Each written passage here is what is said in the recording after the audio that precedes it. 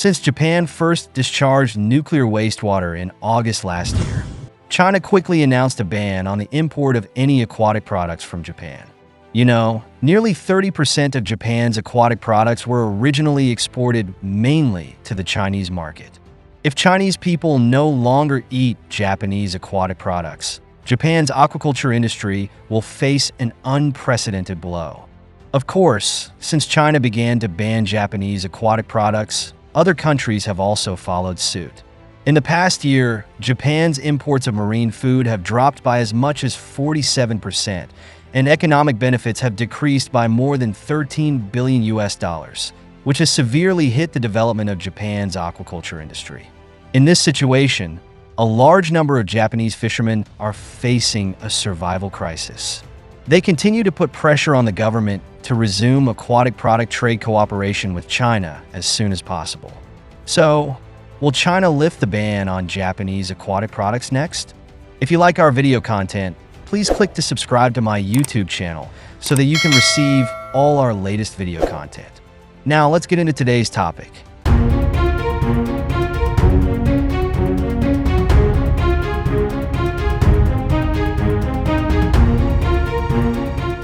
When you understand the situation of Japan's discharge of nuclear wastewater, you will understand that China's announcement of a ban on the import of Japanese seafood is really forced.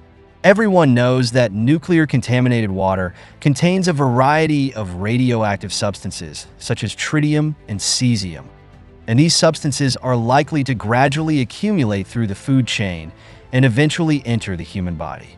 Long-term exposure to these radioactive substances will greatly increase the risk of cancer, especially diseases such as thyroid cancer and leukemia. For example, tritium is easily absorbed by the human body and enters cells.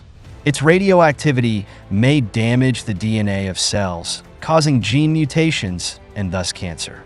Not only that, radioactive substances can also affect the reproductive system and even weaken the body's immunity. The harm should not be underestimated. Therefore, for a long time in the future, Japanese aquatic products and related products may not be able to enter the Chinese market.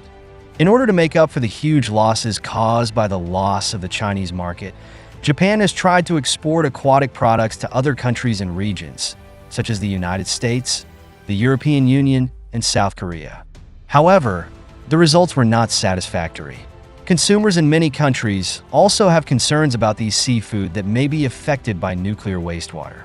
The reaction of the United States in particular is more interesting.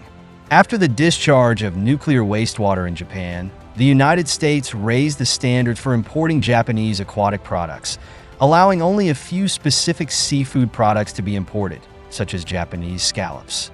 Nevertheless, in order to show some support for Japan, the United States has now surpassed China and become the largest importer of Japanese scallops. But the problem is that despite the United States' increased imports of Japanese scallops, Japan's overall scallop exports have still fallen by 37% in the past 6 months. This fully shows that the United States has not really helped Japan save the decline of the aquatic product market. In fact, not only the United States, but the Japanese government also plan to export aquatic products, especially scallops and other seafood, to South Korea. Although South Korea has not completely banned the import of aquatic products from other parts of Japan, each batch needs to undergo strict testing for radioactive substances. Even if only trace amounts of radioactive substances are found, South Korea will require Japan to provide additional certification materials before these products can enter the market. At the same time, Japan also wants to increase its exports of aquatic products to the EU. But the EU, like the United States, is also constantly improving the safety standards for imported food. In this context, it is almost impossible for Japanese aquatic products to enter the EU market in a short period of time.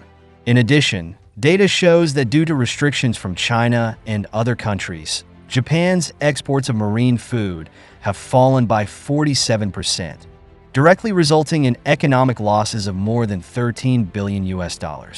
Faced with such huge economic pressure, Japan had to ask China to lift the ban.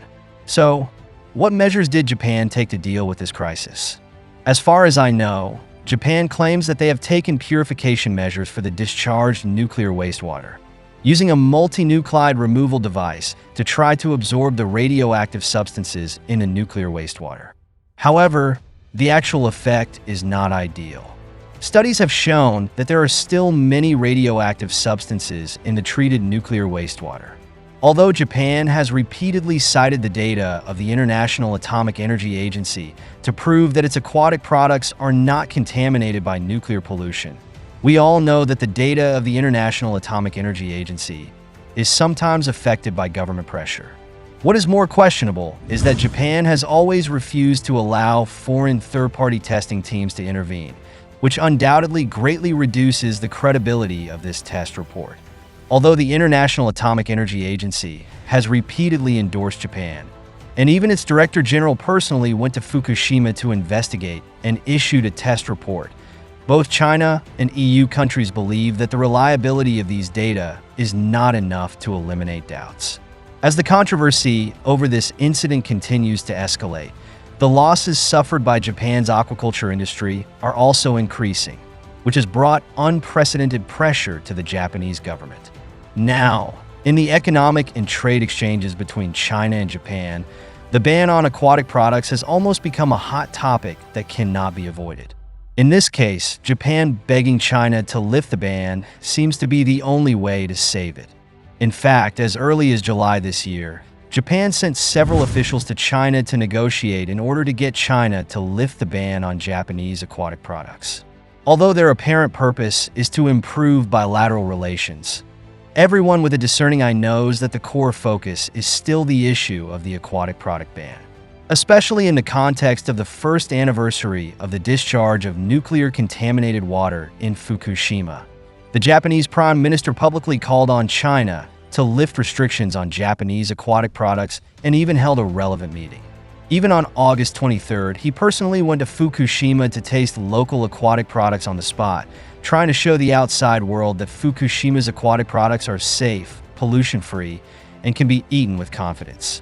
However, these actions by Japan did not impress China. For China, there is no clear evidence whether the aquatic products eaten by the Japanese Prime Minister are from Fukushima. Therefore, it is obviously impossible to convince China to prove the safety of Fukushima's aquatic products based on his meal alone. In addition, the test results of American environmentalists show that the nuclear wastewater discharge from the Fukushima nuclear power plant contains a variety of radioactive elements, and its content far exceeds the safety standard. If people eat seafood from these contaminated waters for a long time, it will inevitably have a serious impact on health. Moreover, such test results are not only from the United States. Some research institutions in the European Union have also found serious radiation exceeding the standard when testing the seawater and fish around Fukushima. Although the Japanese Prime Minister has personally tasted seafood produced in Fukushima many times to show safety, criticism and doubts from the outside world are still endless, which is also an important reason. Especially after China explicitly refused to import aquatic products from the Fukushima area, Japan has repeatedly stated that it will introduce economic countermeasures to China's ban in the fall to try to solve this problem. But this also implies that if China continues to maintain the ban, Japan may even put pressure on China through economic means. Then the question is, will China be worried about losing Japan as a source of aquatic product supply? In fact, Japan's various industries are highly dependent on China's economy, far exceeding China's demand for Japan. On the other hand, China has successfully filled the market gap originally occupied by Japanese aquatic products. Today, China imports a large amount of seafood from South America, Southeast Asia, and other places. Among them, Indonesia's seafood exports to China increased by 42%, while Argentina's seafood exports surged by 200%. At the same time, China is also actively strengthening cooperation with new suppliers to ensure the quality and safety of imported seafood. At the same time, China also vigorously supports the development of local fisheries and increases the output of domestic aquaculture. These measures have greatly reduced dependence on Japanese seafood. So China is not worried about losing Japan as a source of seafood supply. Although the current Sino-Japanese relationship is still unstable, I think China does not want to completely separate from Japan because that will only exacerbate tensions in Northeast Asia. In fact, Japanese aquatic products are now in trouble mainly because Japan has chosen the controversial nuclear sewage treatment method. In addition to discharging nuclear wastewater directly into the sea, there are actually two other feasible solutions. The first option is to build an independent underground sewer for nuclear wastewater and bury it more than 1,000 meters underground. This depth is enough to effectively isolate nuclear wastewater and prevent it from causing direct pollution to the surface environment and ecosystems. Moreover, the underground geological structure is relatively stable, which can reduce the risk of nuclear wastewater leakage. Although the construction of such underground waterways requires the investment of a large amount of engineering resources and technical support, in the long run, the environmental protection effect will be very significant. Another option is to use cement to seal nuclear wastewater. Some experts in Japan believe that this method is relatively more reliable because cement can effectively block the spread of nuclear radiation. Sealing nuclear wastewater with cement can not only prevent its leakage and spread, but also facilitates subsequent storage and processing. If Japan had adopted this approach, the ocean would not have faced such serious nuclear pollution. However, it is regrettable that Japan insists on going its own way and chooses to discharge nuclear wastewater directly into the sea. However, if Japan really wants China to lift its ban on aquatic products, it must take China's call seriously and actively respond to domestic and foreign concerns about nuclear pollution. So far, Japan has completed its 8th round of nuclear wastewater discharge. As of August 2024, the total amount of nuclear sewage discharged by Japan into the Pacific Ocean has reached 54,600 tons, an increase of 70% from 2023.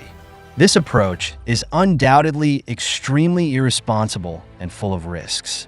In the future, as long as Japan continues to discharge nuclear-contaminated water, I believe China will always ban the import of aquatic products and related foods from Japan. Even if Japan tries to export aquatic products to Southeast Asia or other small countries and then re-export them to China, or process them into other products to enter the Chinese market, these methods will inevitably be strictly controlled and prohibited by China. To not miss out on our future projects and news updates, please make sure you subscribe to our channel and turn on notifications. We will continue to provide you with more exciting and interesting content.